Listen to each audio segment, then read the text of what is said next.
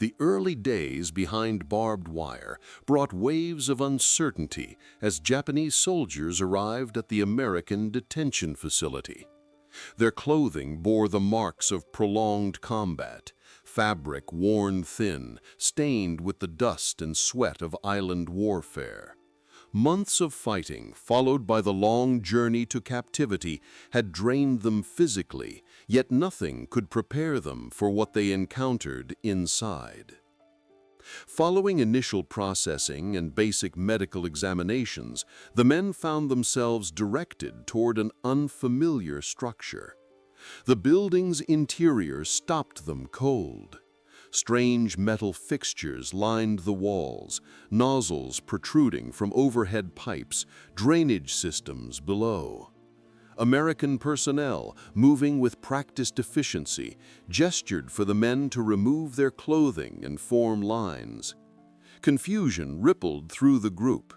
Throughout the war, bathing had been an improvised affair, quick rinses in streams when opportunity allowed, always limited by scarce supplies. Yet here, under enemy supervision, they faced an organized washing procedure. Several clutched their few possessions, uncertain of what would follow. The rising vapor from the pipes stirred whispered concerns. Memories surfaced of their officers' warnings before surrender, tales of American brutality, promises that capture meant degradation worse than death. Now facing gleaming metal installations, doubt crept in. Guards grew impatient with their hesitation, repeating commands and making forceful gestures. Gradually, reluctantly, the men complied. Uniforms came off, revealing bodies marked by the brutal campaigns. Standing exposed among strangers brought waves of shame and vulnerability. Still, they obeyed, accepting the bars of soap thrust into their hands. Then water began to flow. Hot streams poured from above, the temperature startling against their skin. They froze momentarily, anticipating pain. Instead, warmth cascaded across their shoulders, washing away accumulated grime. A peculiar calm descended. Men closed their eyes as dirt swirled toward the drains. Others cautiously worked the harsh soap across their skin, testing whether this was truly permitted. The initial terror gradually transformed into something else, quiet wonder. Such heat and freshness had been absent for months, perhaps years. On the battlefields, water had been rationed strictly, proper washing impossible, disease and parasites constant companions. To stand beneath unlimited hot water, with no shouting officers restricting time, seemed almost impossible. Here, as prisoners, they experienced cleanliness beyond anything their own military had provided. Upon emerging, they discovered thick cotton towels waiting in neat stacks. Many touched these as though handling precious artifacts. They dried themselves clumsily, unaccustomed to such quality fabric.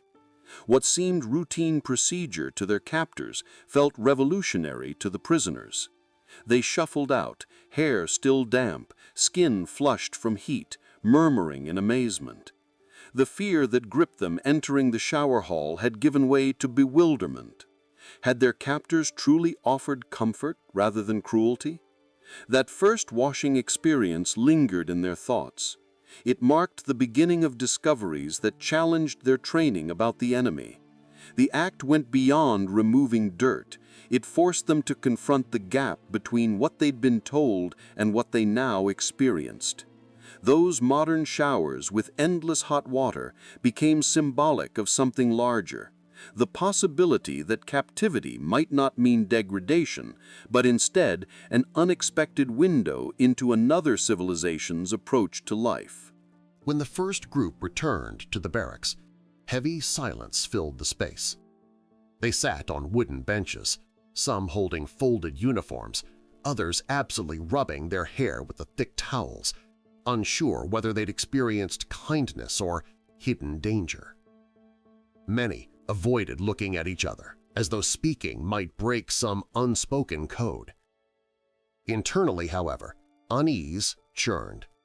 They'd been warned repeatedly that American capture meant dishonor, torture, execution. In hushed briefings before battles, officers had painted horrific images of cruel enemy camps where starvation and abuse awaited. Yet the first thing forced upon them was bathing with soap and hot water. To many it seemed suspicious, too courteous, too civilized.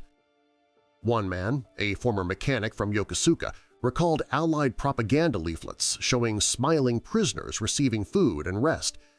He'd always dismissed those papers as lies meant to weaken morale. Now, standing clean for the first time in months, those illustrations haunted him. Could some of it have been true? But darker thoughts crept in. What if the showers served another purpose entirely? Rumors spread quickly, especially among those who remembered wartime propaganda. Some whispered about gas chambers, drawing vague parallels to stories about European conflicts. Though details were scarce, the idea that Americans might use showers for sinister purposes spread rapidly in hushed tones. Guards noticed the hesitation, watching groups pause at doorways, faces clouded with distrust. Orders were repeated. Interpreters explained in broken Japanese that bathing was simply mandatory hygiene. But suspicion doesn't vanish easily. For men trained that surrender was worse than death, any comfort felt like deception. They wondered if the soap contained poison, if the water's warmth concealed something sinister. Some refused to wash thoroughly, merely wetting their arms before stepping away. The cultural collision made the moment more jarring. In Japan, bathing held deep cultural significance. Ritual purification and hot springs, shared communal baths. War had stripped away that tradition, leaving soldiers unwashed for weeks, fighting constant infections. These camp showers, by contrast, were industrial, rows of steel and drains, efficient but impersonal, operating like machinery. To the Americans, this was practical hygiene, nothing more. To the Japanese, it felt alien, mechanical, almost dehumanizing, a ritual stripped of spiritual meaning transformed into something functional yet unsettling. For days, conversations circled the same questions. Why would Americans waste hot water on captives? Why provide soap and towels and time when they could simply leave them filthy? Was it genuine generosity or part of a larger plan to break them mentally? Theories multiplied in the dimly lit barracks. Some argued the showers were control mechanisms, a way to weaken resistance through comfort. Others whispered about chemicals mixed into the water. Fear persisted, reinforced by memories of their superiors' warnings. Yet no punishment came. No hidden cruelty emerged. The men returned to barracks each night, still breathing, still alive, cleaner than before. Slowly, suspicion began eroding, replaced by quieter, reluctant curiosity. The Americans repeated the process daily. Soap continued to be distributed. Guards ensured every man entered the shower hall. Still, nothing terrible happened. Suspicion remained, but now mingled with another feeling – confusion. What kind of enemy cared if prisoners smelled clean or carried fewer parasites? From men raised to believe capture was the ultimate shame, this realization proved as unsettling as the showers themselves. The daily hygiene rhythm soon became part of camp existence, though initially it felt imposed on the prisoners. Each morning or evening, depending on schedule, guards lined them up and marched them to the washing facility. At the entrance, they received chemically scented soap and towels marked with military stamps. The routine was mechanical: undress, step under the streams, wash thoroughly, dry, dress, return. But as days turned to weeks, prisoners understood this wasn't temporary. Cleanliness was a rule, a discipline enforced as firmly as curfews and roll calls. Americans explained hygiene standards through interpreters, demonstrating proper soap use, insisting men scrub not just arms and faces, but feet, hair, and hidden areas. Lice inspections followed, medics examining clothing seams and bedding. Delousing powder was issued with clean undergarments. For the first time, many realized the enemy treated disease prevention as seriously as food or weapons. To Americans, hygiene wasn't luxury, but necessity for order, health, and discipline. For prisoners, this routine carried strange mixtures of humiliation and fascination. On one hand, they were stripped of individuality, compelled to wash on command like children. On the other, they discovered that life free from constant itching, sores, and infected wounds was surprisingly tolerable. One corporal who'd fought on Guadalcanal remembered weeks when his unit bathed once in muddy streams while tropical ulcers spread among comrades.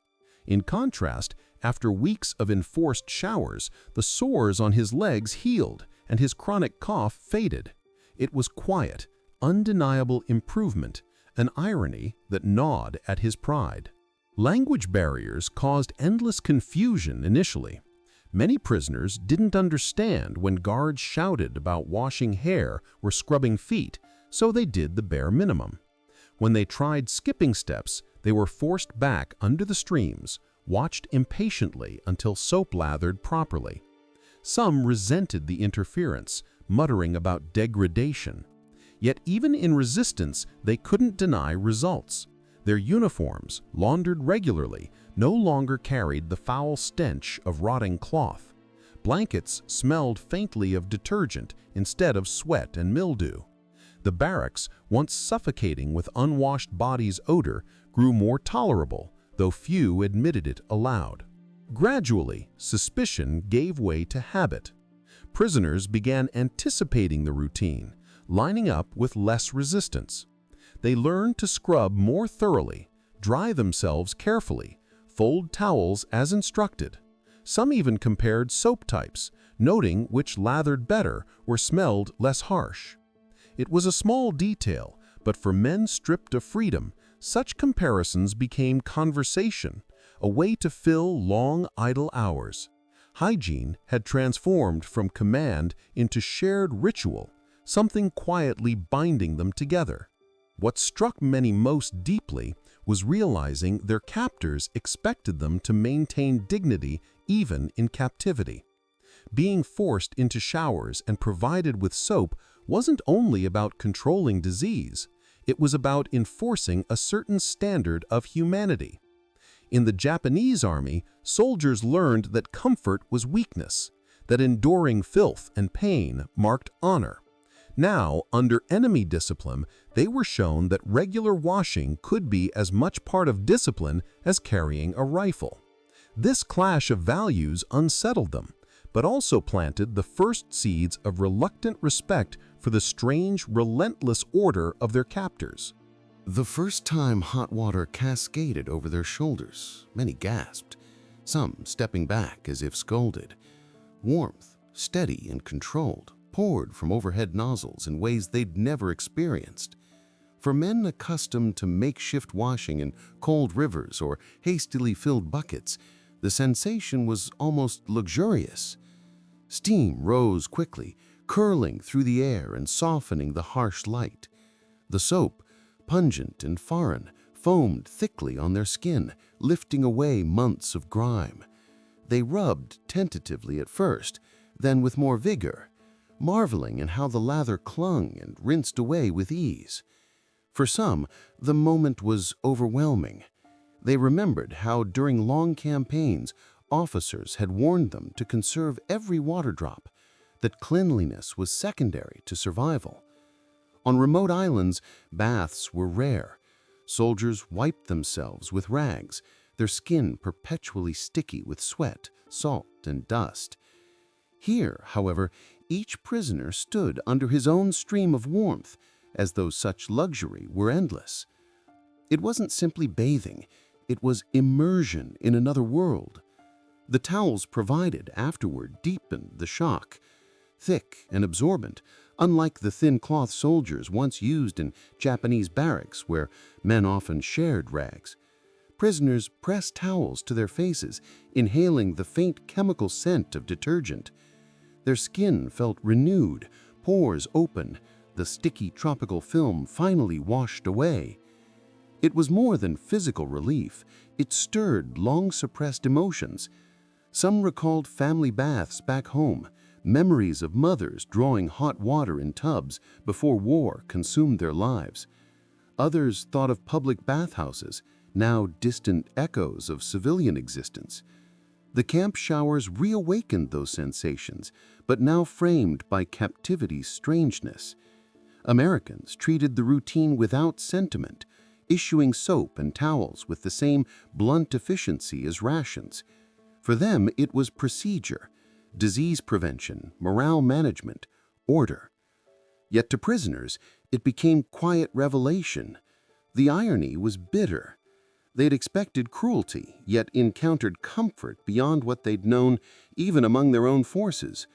Some felt shame, believing such indulgence weakened them. Others embraced it silently, grateful for a moment allowing their aching bodies to feel human again. Over time, the showers reshaped daily existence. Instead of scratching at lice or ignoring festering sores, they learned that hot water soothed pain and sped healing. Their hair, once greasy and matted, grew soft and easier to comb. The sweat smell clinging to uniforms diminished, replaced by a faint sharpness of disinfectant soap. Even the barracks air became lighter, less suffocating as regular bathing reduced odors of so many bodies in confinement. Prisoners began noticing these changes with astonishment, quietly acknowledging they were healthier than during combat.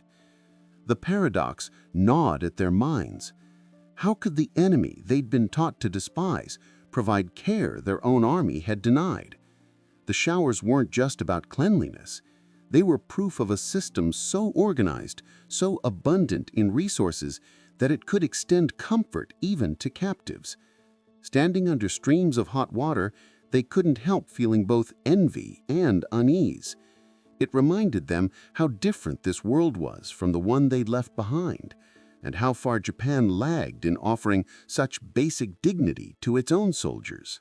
At night, when barracks dimmed and long rows of prisoners lay on their cots, conversations often drifted to comparisons with former lives in the Imperial Army. The subject wasn't weapons or battles, but the strange discovery of hygiene. Men who'd marched across Burma, who'd fought in Philippine jungles, now whispered about soap, towels, and the shock of hot water. It wasn't the sort of topic soldiers had ever considered honorable, but the contrast was too striking to ignore. In the Japanese military, bathing had been rare, carried out when circumstances allowed. Officers spoke of endurance, of ignoring bodily discomfort, of embracing filth as a sign of toughness. Soldiers often went weeks without washing, their skin layered with grime, uniforms stiff with salt from dried sweat. Lice and fleas infested clothing seams. Tropical ulcers spread untreated. The stench of unwashed bodies clung to every march, every camp, every night in the field. To complain was seen as weakness, unworthy of a true warrior. Yet in these American camps, cleanliness was enforced as though it were law equal to discipline itself. One former sergeant recalled aloud how his unit in New Guinea had shared a single rusty basin of water for 30 men. They'd rinsed faces and hands, but there'd been no question of real bathing. He compared it bitterly to the endless streams of hot water in captivity. Another man muttered that in Manchuria, his regiment had suffered frostbite, not only from cold, but from wearing the same unwashed socks for months. Disease had crippled entire units more effectively than bullets. Now, here in America, Every man scrubbed his feet daily, and medics checked for infection, as if they were valued patients. The irony stung sharply. This recognition spread quietly through the camp. Even those clinging to pride couldn't deny their bodies were improving. Rashes faded, lice disappeared, sores healed. Stomachs that had twisted from parasites now settled with regular washing and cleaner clothes. Prisoners began connecting these improvements with routines they'd once resisted. For the first time, they understood hygiene wasn't softness, it was strength, a weapon against disease more powerful than stubborn endurance. The reflections weren't only physical, but cultural. Many remembered deep traditions of communal baths in Japan, onsen in the mountains, wooden tubs in village homes. Bathing had once been part of life, tied to family and ritual. War had stripped it away, reducing men to creatures surviving in dirt. Now, in captivity, the enemy had returned what their own army had denied. The paradox unsettled them. Some spoke of it with longing, remembering their mothers heating kettles in the evenings. Others fell silent, ashamed that it wasn't Japan, but America that had restored this dignity. The guards didn't understand the depth of this shock. For them, hygiene was practical, tied to regulations and public health. They issued orders without sentiment, never imagining the routine showers carried such profound meaning for prisoners. But within the wire fences, men lay awake, staring at rafters, realizing the very structure of military life they'd known was flawed. It wasn't strength to endure filth. It wasn't honor to ignore disease. They began wondering, if America cared this much for captives' health, how much more must it care for its own soldiers? The thought was uncomfortable, yet impossible to silence. Weeks stretched into months, and the hygiene routine that once felt alien began carving deep grooves into captivity's rhythm. Every man knew the day's order: wake up, roll call, meals, and at scheduled intervals, the march to the shower hall. What had once been met with suspicion now became almost unspoken expectation. Guards no longer needed to bark as loudly, and prisoners no longer shuffled with such reluctance. They moved in steady lines, soap tucked in their palms, towels draped across shoulders, as though it had always been this way. The transformation wasn't merely physical, but mental. The Japanese soldiers, stripped of weapons and cause, had regained something unexpected, a fragment of dignity. Their uniforms, laundered regularly, no longer carried decay's stench. Their bodies, washed and examined, were free of lice and festering wounds. Even mirror-like reflections in small puddles after rain revealed healthier faces, cheeks less gaunt, skin less scarred by sores. It was improvement none could deny, even if never admitted aloud. Cleanliness began symbolizing more than survival. It became proof they hadn't been entirely reduced to shadows of men. The effects rippled through the barracks. Coughing diminished. Relentless scratching of lice-ridden scalps disappeared. Blankets smelled faintly of soap rather than mold. Guards remarked, sometimes with a smirk, that the Japanese prisoners looked more orderly than when first arrived. Some prisoners, embarrassed by this observation, still resisted internally, clinging to belief that such routines were meant to soften them. Yet the truth was plain. They felt stronger. Wounds healed faster, sleep deepened, and energy, though still bound by captivity, grew steadier. For some, this change stirred pride rather than shame.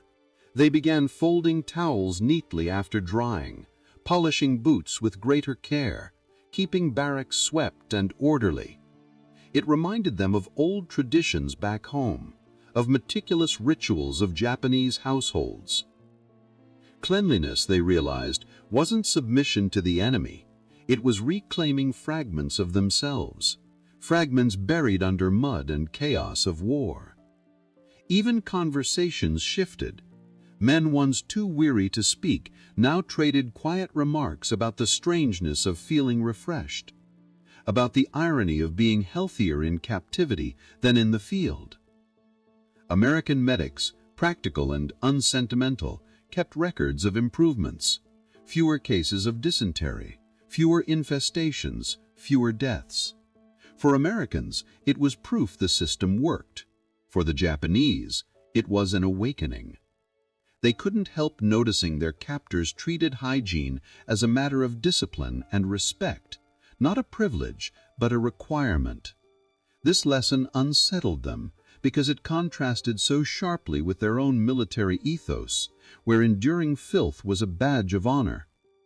Here the opposite was true. Cleanliness was order, and order was strength. Over time, suspicion that at once clung to the showers eroded almost entirely. Men no longer whispered about poison in soap or hidden cruelty behind water pipes. Instead, they began anticipating the warmth, even craving it. The ritual became something to look forward to, a moment of physical relief in a life otherwise stripped of freedom.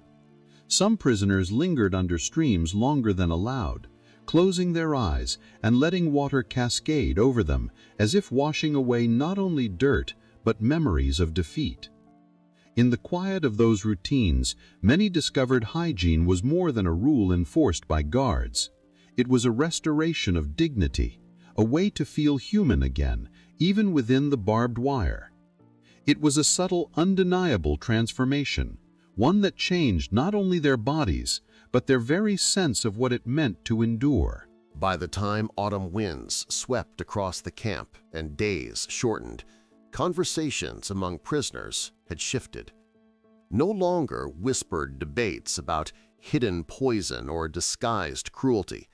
The talk now revolved around a different kind of astonishment, the realization that these daily rituals of soap, hot water, and towels weren't accidents of captivity, but symbols of something larger. In the dim barracks where men sat cross-legged on bunks, they began telling each other stories of their first encounters with the showers, laughing awkwardly at their own fear and marveling at how routine it had all become. One prisoner, once a stern infantry officer, confessed that when he first stepped into the steaming chamber, he thought it was a trick designed to kill them. The others chuckled at the memory, shaking their heads, though many admitted they'd felt the same unease. Another man, younger and more talkative, compared the showers to the great public bathhouses in Tokyo he'd visited as a boy. The comparison stirred murmurs of nostalgia, the prisoners momentarily transported back to a world of tiled floors and wooden buckets, to evenings when families and neighbors shared warmth together. The irony struck them all. It was in enemy hands that fragments of those memories returned. What unsettled them most wasn't the showers themselves, but what they revealed about America. If this country had enough resources to maintain endless hot water for prisoners, what must it provide for its own soldiers? If soap and towels were distributed here so freely, what luxuries must be waiting on bases back home? The contrast with their own experience gnawed at them. They remembered comrades who died from infection because there was no clean water to wash wounds, soldiers who marched with lice eating into their scalps, men who wasted away not only from hunger but from the slow destruction of their bodies by dirt and disease. To realize the enemy placed such emphasis on hygiene made many prisoners quietly admit, though never too loudly, Years later, when many prisoners returned home after the war's end, the memory of captivity remained complex, marked by shame, relief, and confusion. Yet among countless impressions carved into their minds, one image persisted with startling clarity: the showers. Men who'd fought on distant islands, who'd seen comrades fall in jungle ambushes and naval bombardments, remembered above all the sensation of hot water pouring from pipes, the soap foaming in their hands, the enforced rhythm of cleanliness that had first unsettled and then transformed them.